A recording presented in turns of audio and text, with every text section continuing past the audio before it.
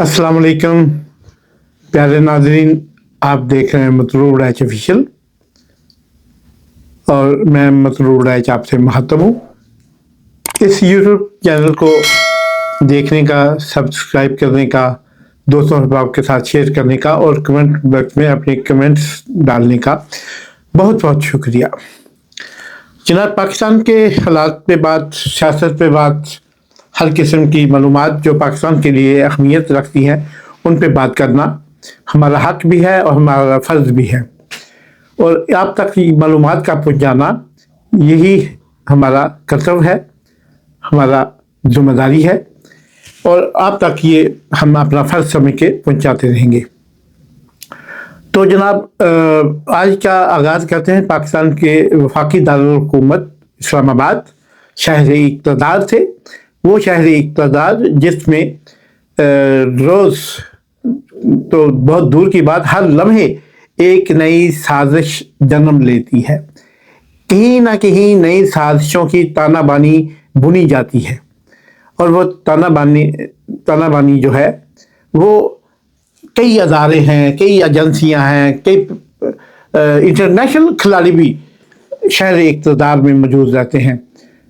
वो मोसाड हो, वो रा हो, वो CIA हो, वो KGB हो, वो कोई और दुनिया की एजेंसियां हों, वो भी अपने अपने तरीक़ाकार आजमाने के लिए अपने अपने मफादात की, अपने अपने मुल्कों के मफादात की जंग लड़ते हैं। क्योंकि पाकिस्तान की एक जोग्राफियाई हैसियत से दुनिया को इनकार नहीं है, और वो जोग्राफियाई हैसियत ये है कि पाकिस्तान चीन, पाकिस्तान इंडिया, ईरान और अफ़गानिस्तान के बीचों बीच बसने वाला एक ऐसा मुल्क है कि इसके चारों तरफ बसने वाले मुल्क जो हैं वो अमेरिका की आंख में खटकते हैं, और दूसरी तरफ चाइना की आंख में भी खटकते हैं। वो ऐसे इसका जोग्राफिया ऐसा है कि ये रशिया भी यहाँ से नाकाम होकर लौटा, और अब उसके दिल में कहीं ना कहीं ये खिसक ज़रूर मौजूद है कि मैंने इस जगह पे अपना तसल्लुत या अपने असर व रसूख का कम से कम जो है वो वहाँ पे प्रचार करना है। तो जनाब, इस सिलसिले में इसकी इस जोग्राफियाई हैसियत की पाकिस्तान से इनकार नहीं किया जा सकता, मगर पाकिस्तान के माशी हालात इस कदर जो कमज़ोर हैं, या इस कदर जो आप चलने के बहुत ही लागर किस्म के हैं, तो उसकी वजह पाकिस्तान के अपने लोग हैं, पाकिस्तान की अपनी ब्यूरोक्रेसी, पाकिस्तान की अपनी सियासी इशराफिया, पाकिस्तान के अपने ताजर, पाकिस्तान के अपने बिजनेसमैन, पाकिस्तान की अपनी फ़ौज, पाकिस्तान के अपने अदारे, पाकिस्तान के अपने सियासतदान इसमें शामिल हैं। ये कोई बाहर से ये सारी कुत्तें राज मुसाड ये कुछ नहीं कर सकते जब घर का बेटी लंका नहीं डालता। जब अपने मुल्क के, मैं आज एक रिपोर्ट देख रहा था कि इंडिया तक को वो हंस के बातें करते हैं अपने टीवी चैनल्स पे, अपने इलेक्ट्रॉनिक मीडिया पे, कि पाकिस्तान के इतने दर्जन जो जर्नल हैं वो फलां बस रहे हैं फलां पर, उनकी मुकम्मल डिटेल उनके पास है, उनके पास जो वहाँ पे मौजूद पैसा है उन ममालिक में, बेल्जियम में, ऑस्ट्रेलिया में, कनाडा में, अमेरिका में, सऊदी अरब में, UAE में और फिजी में, न्यूजीलैंड में, उनके पास जो पैसा है उनकी तफसीलात उन अदारों के पास, उन न्यूज़ एजेंसियों के पास तक मौजूद है। तो फिर पाकिस्तान के पास मौजूद क्यों नहीं? क्या कभी पाकिस्तान ने इस चीज़ को कभी इस तरह लिया, सीरियस लिया इस बात को? नहीं, पाकिस्तान ने कभी नहीं लिया। लेकिन अब पाकिस्तान को लेना पड़ेगा अपनी बका के लिए, अपनी धरती की बका के लिए, मुल्क की सलामती के लिए, मुल्क के को अगर हमने इसको कायम रखना है तो फिर हमें इनिशिएटिव लेना पड़ेगा, और वो इनिशिएटिव है, हमें ये वो मरीज़ है जिसे ऑक्सीजन की अब ज़रूरत है, और वो ऑक्सीजन हमें इसे देना पड़ेगी। और ये वो मरीज़ नहीं है कि जिसका होम्योपैथिक इलाज किया जाए, ऐसा सा ठीक हो जाएगा, नहीं, इस मरीज़ को ऑपरेशन की ज़रूरत है और वो हमें करना पड़ेगा। लेकिन آج چلتے ہیں پاکستان کی سب سے بڑی خبر کی طرف. تو جناب سب سے بڑی خبر یہ ہے کہ اس کا آغاز اس شعر سے کرتے ہیں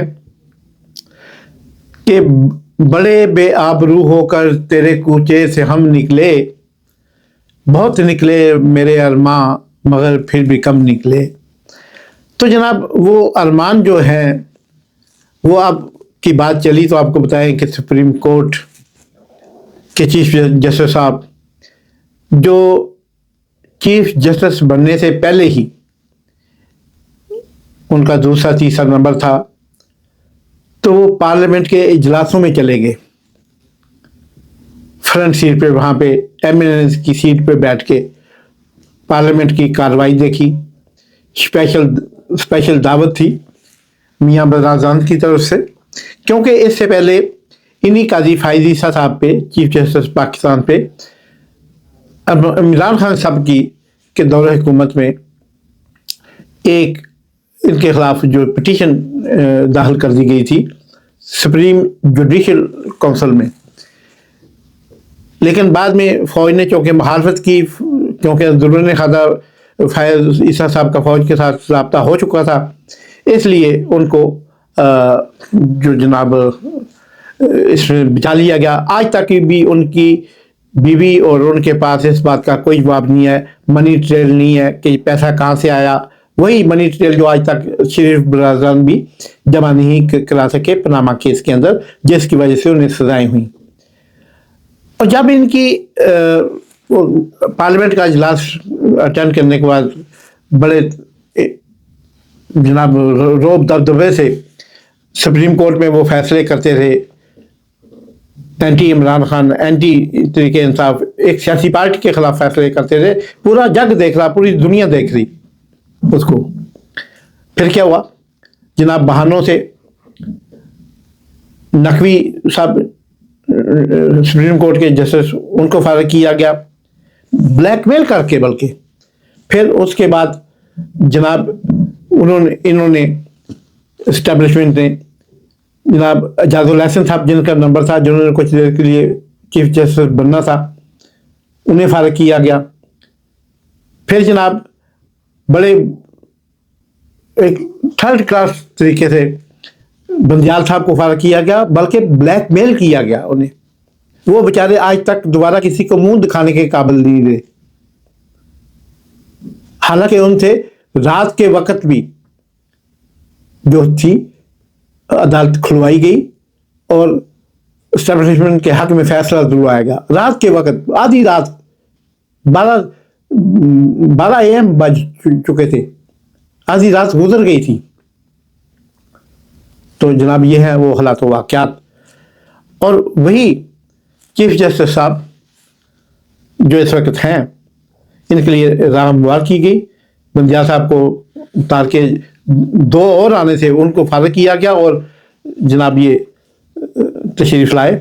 آپ ان سے جو بھی تقاضا کریں یہ کرنے کے لیے تیار ہیں، کیونکہ جو لاتے ہیں آپ ان سے نبھاتے ہیں. اگر آپ نبھائیں گے نہیں تو لانے والے کو پتہ ہے میں نے اسے کیسے بٹھایا ہے، میں نے اس کو یہ چیئر جو پرووائڈ کی ہے، فراہم کی ہے، یہ چیئر میں نے اس کو کیسے ارینج کر کے دی ہے. اس لیے اس کے سارے کالے کرتوت، آپ کے سارے کالے کرتوت اس کے پاس ہوتے ہیں. تو جناب اس کے بعد جو کچھ انہوں نے کیا، بلے کا نشان چھینا، الیکشن میں پارٹی کا مقام چھینا، حیثیت چھینی، نام چھینا، سلوگن چھینا، اور الیکشن سے کاغذات نامزدگی سے چند دن پہلے صرف عمران خان اور اس کی بیوی کو سزا دلائی چھوٹی چھوٹی 3 عدالتوں سے تاکہ الیکشن لڑ سکیں. اور پھر ان کے امیدواروں سے، ان کے کاغذات نامزدگی داخل کرانے والوں سے سرے عام، آپ نے وہ فوٹیج دیکھی ہوگی پرویز الہی کی بیوی کی، جب ان سے کاغذات چھینے جا رہے تھے عدالتوں کے اندر. اور پھر انہی عدالتوں سے جناب ان کو گرفتار کیا گیا، عمران خان کو عدالت کے احاطے میں، عدالت کے آفس میں بیٹھے بایو میٹرک کرا رہے تھے جب ان کو گرفتار کیا گیا. لیکن وہ کہتے ہیں نا کہ ایک طاقت شاید آپ کے پاس ہو، زمینی طاقت وقتی طور پہ، لیکن ایک طاقت ہر وقت اوپر بیٹھی آپ کو، مجھے، ہم سب کو کنٹرول کر رہی ہے، دیکھ رہی ہے اور ہمارا کھاتا بھی لکھ رہی ہے۔ آپ نے پھر 45 اور 47 والی اٹیمپٹ کی چیف جسٹس صاحب، آپ نے وہ جو اٹیمپٹ کی اس کے اندر پوری دنیا نے آپ کا ہاسا بنایا ہوا ہے آج تک۔ ابھی آپ فارغ ہو کے کسی ملک جا کے سیاسی پناہ لے کے مجھے دکھائیں، آپ کا یہ ماضی، آپ کے یہ فیصلے، آپ کی یہ یک طرفہ جو محبتیں تھی وہ آپ کا پیچھا کریں گی اور آپ اس سے بچ نہیں پائیں گے۔ دنیا کا کوئی ملک، میں دعویٰ کرتا ہوں، آپ کو سیاسی پناہ دینے کو تیار نہیں ہے، رضامند نہیں ہے۔ آپ نے ٹرائی، اپنے منصب پہ بیٹھے ہوئے ٹرائی کی ہے، مجھے پتہ ہے، میں ثبوت پیش کر سکتا ہوں۔ یہ آپ کو جب یہ پتہ چل گیا کہ اب آپ کو چیف جسٹس نہیں بنایا جا رہا، یعنی ایکسٹینڈ نہیں کیا جا، ایکسٹینشن نہیں مل رہی، تو پھر آپ اونچے کندھوں پہ اتر آئے۔ لیکن ہوا کیا؟ قدرت کا انتقام دیکھیے۔ آپ کے ہاتھ سے ایک فیصلہ ہوتا ہے جس میں آپ جو ہے دوسرے مذاہب کو پاکستان میں شرعام اپنی وارداتیں کرنے کا اجازت صادر فرماتے ہیں، اور آپ کو تو رب نے جب نمرود کو مروایا تھا تو اس کے ناک میں مچھر گھسیڑ دیا تھا، وہ اتنا پریشان ہوا، جوتے کھاتا تھا لوگوں سے کہ مجھے جوتے مارو، اس طرح اس کی موت واقع ہوئی۔ پھر اس فرعون کو رب تعالیٰ کی ذات نے سمندر میں، جب وہ بیچ سمندر پہ پہنچ گیا، اس کو کراس کر رہا تھا دریا کو، تو ادھر جناب لہروں نے اس کو اٹھا کے غرق کر دیا، اور آپ غرق ہوئے مذہبی جماعتوں کے ہاتھوں۔ جب آپ نے یہ فیصلہ دیا تو پاکستان کی تمام مذہبی جماعتیں آپ کے خلاف ہو گئیں، پاکستان کی تمام جو دینی حلقے تھے وہ آپ کے خلاف ہو گئے، اور دینی حلقوں کے خلاف جو جائے گا وہ اس پاکستان میں کم از کم یہ جو اسلام کے نام پہ بنا ملک ہے اس میں نہیں رہ سکتا۔ یہ غازی علم الدین شہید یہاں اس دھرتی کے گیالے ہیں، اور آپ نے یہ فیصلہ دے کے سمجھ لیا کہ جیسے آپ ان لوگوں کو یہ فیور دے کے آپ کو ان کی بین الاقوامی حمایت حاصل ہو جائے گی، لیکن یہ تو وہ متوالے ہیں جو کسی بین الاقوامی پرواہ نہیں کرتے، یہ آج بھی سینے پہ گولیاں کھانے کو تیار ہیں۔ اور آپ نے کیا کیا؟ آپ نے جناب اس طرح، انہوں نے پھر آپ کے پہلے آپ کے دروازے توڑے سپریم کورٹ کے، پھر آپ کے جناب یہ کوئی پی ٹی آئی والے تو نہیں ہیں پڑھے لکھے اور مطلب آپ کی باتیں ماننے والے، اور کہ چلو قانون ہے، آئین ہے، وہ ان کو عمران خان کی تذکار نہیں ہے ان کا طریقہ کار، صلح جو ماننے والا، کچھ منوانے والا، کچھ ماننے والا، یہ لوگ ہیں جو دین کے لیے، جو اپنے پیغمبر کے حضرت محمد مصطفیٰ صلی اللہ علیہ وسلم کے لیے جان کے نذرانے ہاتھوں پہ لیے پھرتے ہیں، اور وہ کہتے ہیں کہ ہماری گردنیں تو ہمارے صرف جسم کے اوپر ہیں، یہ امانت تو ان کی ہیں۔ آپ نے ان کو چھیڑا، پھر عدالت کے اندر آپ معافیاں مانگتے رہے، پوری دنیا دیکھ رہی تھی، آپ معافیاں مانگ رہے تھے، آپ کی زبان تھاس نہیں دے رہی تھی، لکنت تھی آپ کی زبان میں، تھرتھرا رہے تھے آپ۔ وہ کہتے ہیں نا کہ کھڑک سے کے کھڑکنے سے کھڑکتی تھی کھڑکیاں، اب کھڑکیوں کے کھڑکنے سے کھڑکتا ہے کھڑک سنگھ، جو اپنے ساتھی ججز کو، اعلیٰ مقام جسٹس جو سپریم کورٹ کے ہیں، آپ ان کو بولنے نہیں دے رہے، چپ کریں، دیکھیں، بات سنیں، اس طرح مخاطب ہوتے رہے، پوری دنیا لائیو کوریج دیکھتی تھی پہلے آپ کے جو پروگرام ہوتے تھے۔ لیکن آج آپ کو کیا ہوا؟ آپ نہیں، میں تو آپ کے فاتحہ پڑھنے بھی آیا تھا، آپ کے ابو فوت ہو گئے تھے، یہ ہوا، اور پھر ایک جونیئر وکیل اٹھ کے کہتا ہے کہ آرام سے بیٹھیں سر، یہ کیا آپ بات کر رہے ہیں؟ آپ کی عدالت میں، آپ کے اس چیمبر میں، آپ کی اس آپ کے بالکل سامنے، آپ کے بینچ کے سامنے، اب آپ کے منہ سے آواز نہیں نکل رہی تھی، اور پھر آپ نے جانے کا بھی اشارہ دے دیا، اچھا اس طرح تو میں فیصلے نہیں کر سکتا، اس سے بہتر ہے میں چلا جاؤں ایسا کو فیصلہ دینے سے پہلے۔ اور پھر آپ نے وہی دنیا کی تاریخ میں ایک چیف جسٹس نے ایک پارٹی کو اپنے آفس میں، اپنے چیمبر میں بلا کے فیصلہ دینے سے پہلے ان سے پوچھا کہ میں کیسا لکھوں۔ یہ ہے طاقت عوام کی، یہ ہے طاقت اسلام کی، یہ ہے طاقت ان مجاہدوں کی۔ اسی لیے تو میں یہ کہتا ہوں کہ بڑے بے آبرو ہو کر تیرے کوچے سام نکلے۔ آپ کی ایکسٹینشن کی ساری امیدوں پہ پانی پھر گیا، آپ کے ساتھیوں کی جو الیکشن کمیشن میں بیٹھے ہوئے ہیں، آپ کے ساتھی جو ورزیوں میں بیٹھے ہوئے ہیں، کسی کی اب خواہش پوری نہیں ہوگی۔ کیوں؟